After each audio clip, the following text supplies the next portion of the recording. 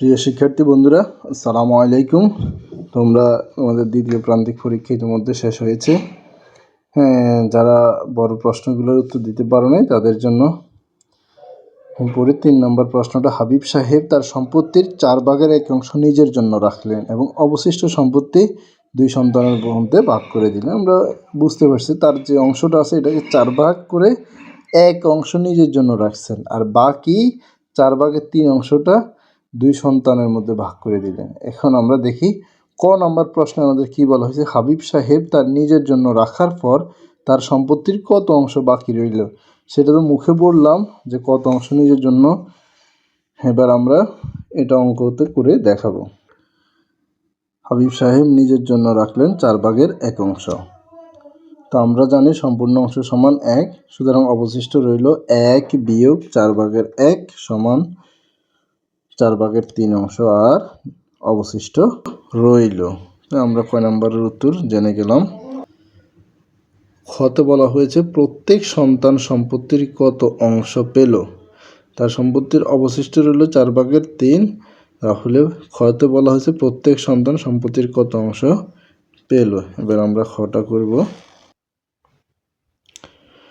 অবশিষ্ট রইল 4 ভাগের 3 অংশ। অবশিষ্ট সম্পত্তিকে 2 সন্তান আছে, 2 সন্তানের মধ্যে সমান ভাগ করে দিতে হবে। তাহলে প্রত্যেক সন্তান কত করে পায় বের হয়ে যাবে। তাহলে অবশিষ্ট রইল 4 ভাগের 3 ভাগ 2, কারণ 2টা সন্তান, যতটা সন্তান থাকবে তত দিয়ে ভাগ। এখানে 2টা সন্তান বলছে, এই কারণে 2 দিয়ে ভাগ।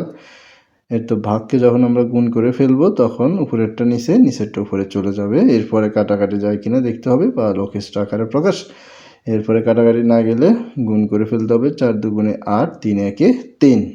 তাহলে এখানে পাওয়া গেল 8 ভাগের 3 অংশ সম্পত্তি ভাগ পেল প্রত্যেক সন্তানে। এবার ঘতে বলা হয়েছে হাবিব সাহেবের সম্পত্তির মূল্য 2 লক্ষ টাকা হলে প্রত্যেক সন্তান কত টাকা করে পেল। এবার সম্পত্তির মূল্য দেওয়া হয়েছে, তার পুরো অংশ 2 লক্ষ টাকা। তাইলে নিজের জন্য রাখলেন 4 ভাগের 1 অংশ, মানে 2 লক্ষ টাকায় 4 ভাগের 1 অংশ নিজের জন্য রাখলেন, আর 4 ভাগের যে 3 অংশ 2 সন্তানের মধ্যে ভাগ করে দিলেন। ওই 4 ভাগ এই যে প্রত্যেক সন্তান আমরা খতে বের করছি, প্রত্যেক সন্তান হয়েছে তার সম্পত্তির 8 ভাগের 3 অংশ অবশিষ্ট সম্পত্তির, সেটাই আমাদেরকে বের করতে হবে। তাইলে ঘতে বলা যে তার মোট সম্পত্তির মূল্য হচ্ছে 2 লক্ষ টাকা, আমরা সেটা লিখলাম। আর খতে আমরা পেলাম প্রত্যেক সন্তানের অংশ হলো 8 ভাগের 3, মানে 2 লাখের প্রত্যেক সন্তান পাবে 8 ভাগের 3 অংশ করে। তাহলে প্রত্যেক সন্তান পাবে 2 লক্ষ এর 8 ভাগের 3 অংশ। এর মানে গুণ আমরা জানি। এবার 2 লক্ষ গুণ 3 ভাগ 8, 8 দিয়ে 2 লক্ষকে যদি আমরা ভাগ করি তাহলে পাবো 8 1 8, 8 2 16 20। এরপরে 20 থেকে 16 গেলে 4 40, 5